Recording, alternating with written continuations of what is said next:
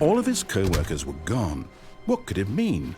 Stanley decided to go to the meeting room. The good old bucket. Just Stanley and the bucket. Off on another thrilling adventure together.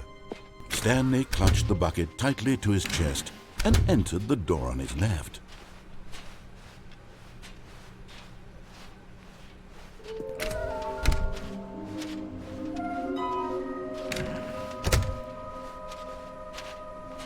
Coming to a staircase, Stanley and the bucket walked upstairs to the boss's office.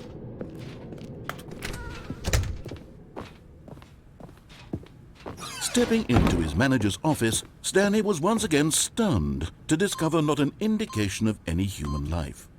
Crushed by the mind control facility. Although this passageway had the word escape written on it, the truth was that at the end of this hall, Stanley and the bucket would both meet a violent death.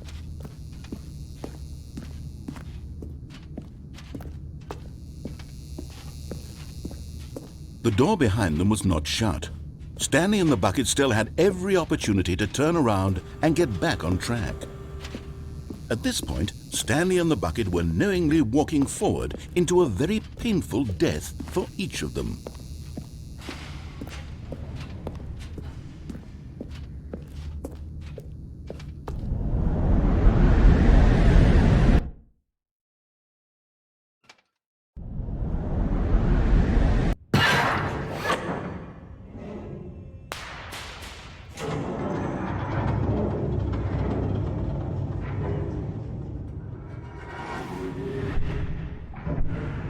As the machine whirred into motion and Stanley and the bucket inched closer to their demise, Stanley reflected on how meaningless the bucket's warmth and comfort had turned out to be.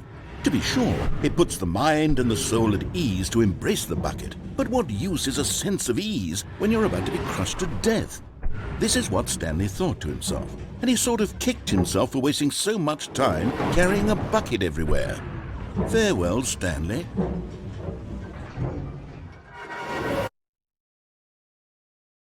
"Farewell, Stanley," cried the narrator, as Stanley and the bucket were led helplessly into the enormous metal jaws. In a single visceral instant, the bucket's life came to an end as it was crushed violently to death.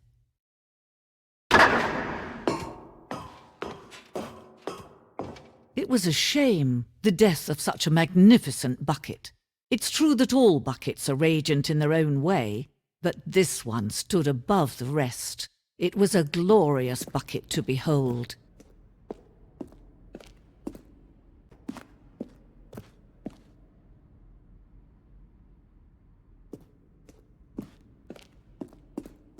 Can you see how arrogant it was for Stanley to take a bucket like this and to claim it for his own? Can you see the hubris that blinded him? Can you see that the bucket is far more noble than Stanley will ever be in his short life?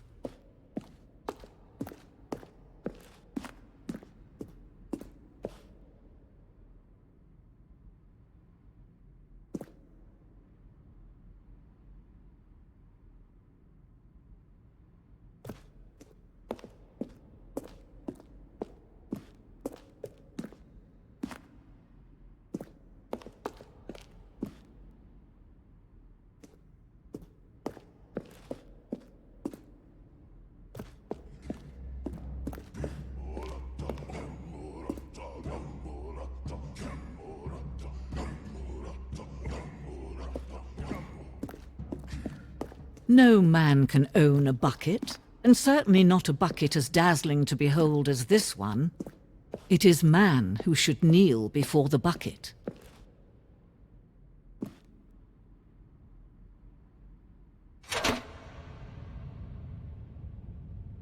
Something we can do. Something we can do together, you and I, that will right this terrible wrong.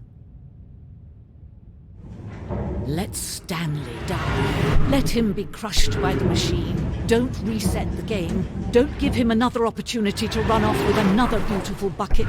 We can save the world's buckets from their treatment as tools and implements if only we let Stanley die together. The bucket shall take its place as ruler, as leader, as commander of a new world, a new vision of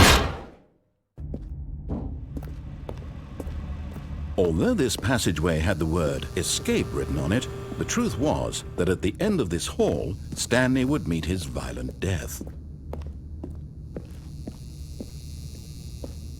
The door behind him was not shut. Stanley still had every opportunity to turn around and get back on track.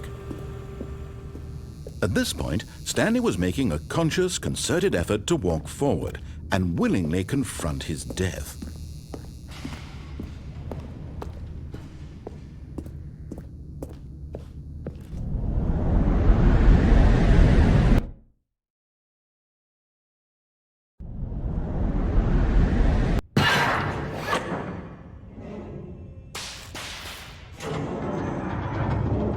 As the machine whirred into motion and Stanley was inched closer and closer to his demise, he reflected that his life had been of no consequence whatsoever.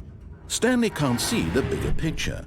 He doesn't know the real story, trapped forever in his narrow vision of what this world is.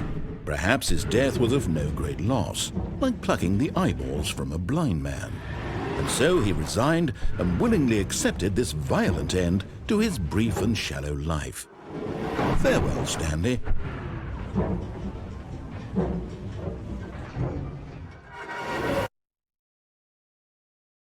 "Farewell, Stanley," cried the narrator, as Stanley was led helplessly into the enormous metal jaws. In a single visceral instant, Stanley was obliterated as the machine crushed every bone in his body, killing him instantly.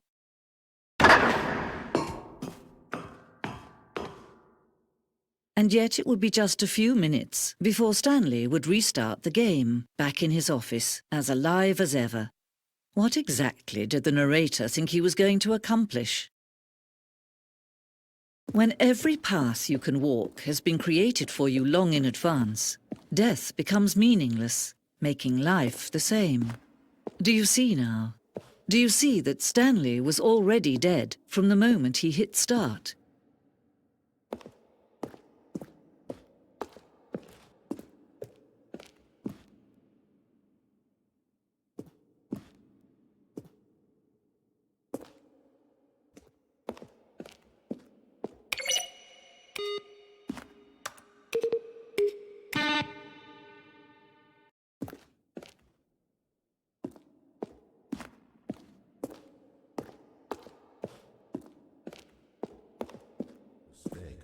It's the kind of thing you'd pick up on intuitively if you had even the most fundamental understanding of good and bad game design. But of course, you'll probably spend the next hour trying to solve it. Here, I'm just going to make this easy on you.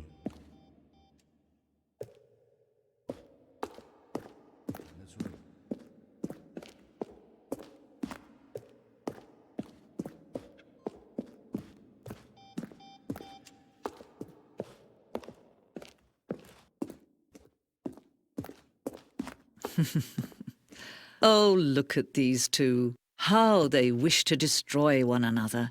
How they wish to control one another. How they both wish to be free. Can you see? Can you see how much they need one another? No, perhaps not. Sometimes these things cannot be seen. But listen to me. You can still save these two. You can stop the program before they both fail. Turn off your PlayStation. There's no other way to beat this game. As long as you move forward, you'll be walking someone else's path. Stop now and it'll be your only true choice. Whatever you do, choose it. Don't let time choose for you. Don't let... All of his co-workers were gone. What could it mean? Stanley decided to go to the meeting room. Perhaps he had simply missed a memo.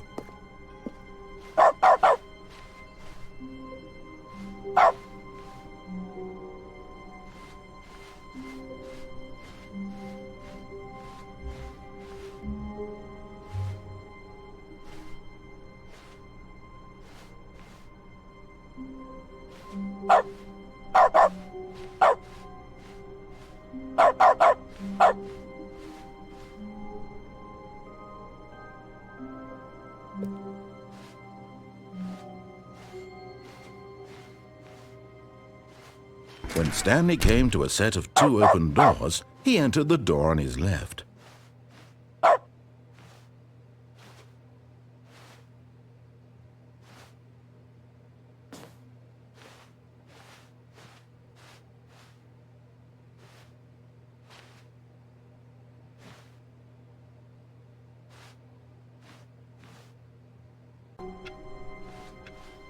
Wait, Stanley thought to himself. Am I sure that the orders stopped coming in? How is that possible? They never stopped. Surely I was mistaken. At first, Stanley assumed he'd broken the map, until he heard this narration and realized it was part of the game's design all along. He then praised the game for its insightful and witty commentary into the nature of video game structure and its examination of structural narrative tropes. So, now that you're here, what do you think? Isn't this a fun and unique place to be? Why don't we take a minute just to drink it all in? Okay, I'm over it now. What do you think? Are you sick of this gag yet?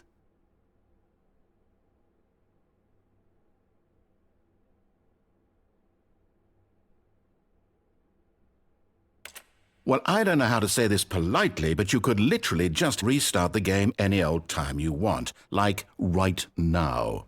You could have done it just then. Now would also be an appropriate time to quit. Any of these points and so many, many more, all of them are appropriate. I'm enjoying what seems to be an internal conflict going on where you are literally unable to act on your own desires to restart the game. So, just to push the envelope, I'm going to try and make this as miserable as possible and see how long you can maintain. There once was a man named Stanley, who people considered so manly. But the truth must be told, he was not very old and was quite particularly gangly. What Stanley liked most was buttons. He pushed them like some kind of glutton. He did it all day in a meaningful way, but his brain had long ceased to function. Which is why he is in this parable, and lives an existence quite terrible. And if you are not strong and keep playing along, you too will become quite unbearable. You too will become quite unbearable.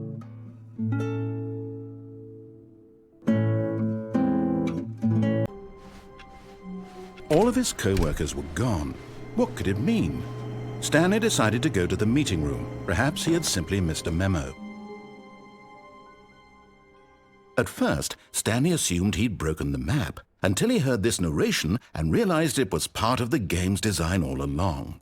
He then praised the game for its insightful and witty commentary into the nature of video game structure and its examination of structural narrative tropes. So, now that you're here, what do you think? Isn't this a fun and unique place to be? Why don't we take a minute just to drink it all in? Okay, I'm over it now. What do you think? Are you sick of this gag yet? Then in that case we'll continue. But now, here comes the real question. What do you think would have happened if you had told me that you wanted this to stop? Do you think it would have been particularly different? Would I have taken the same idea but rephrased it superficially to fit that answer? Perhaps you never would even have thought of it if I hadn't brought up the issue in the first place. Oh, now think about it. Will it be worth it for you to restart and then come back here just to do the other option? Clearly, this whole gag takes some time. What if the other option is even longer?